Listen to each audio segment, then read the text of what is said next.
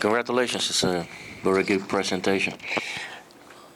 In your oral presentation, I think that you came up with the idea, and I think it's the final solution of providing a wastewater treatment facility, and I think you have that facility, and I think it is under construction, if I understood, in the city of Qatar. But in your written presentation, one of the things that you mentioned here is that in order to reduce the level of contaminants, is you're proposing to dredge the bottom of the reservoir and the river. I don't see any mention of that in your oral presentation. What were your expectations in doing so? And Alrighty, thank you very much. We're really addressing two different issues there. Due to the time constraint, what we talked about today regarded the biological oxygen demand of the water, which is really the greatest indicator of biological integrity. The overall color, odor, ability of the water to support wildlife and fish would all be covered by dissolved oxygen. So the program we indicated would improve that attribute. However, because the river has been subjected to decades upon decades of discharges from these sources, there is very likely to be contamination from other pollutants, which tend to stick around a lot longer than dissolved oxygen and BOD.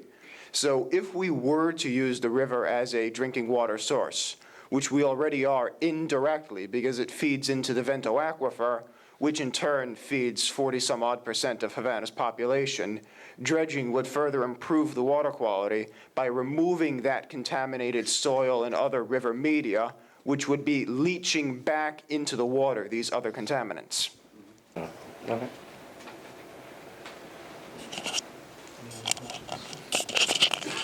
Do you have any evaluation of what is the cost of this project?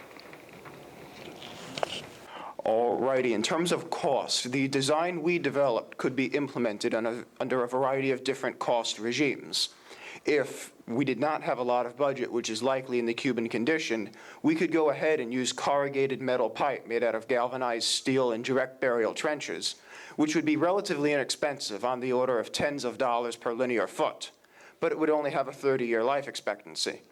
At the other extreme, if we had some nature of international funding and wanted to go with a longer-term solution, we could install reinforced concrete pipe in Class A trenches with proper concrete footers, and you would have a solution that costs on the order of hundreds of dollars per linear foot of pipe, but would last on the order of 100 years.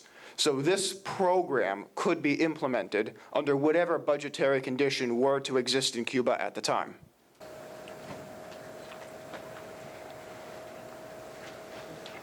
Excellent. Thank you.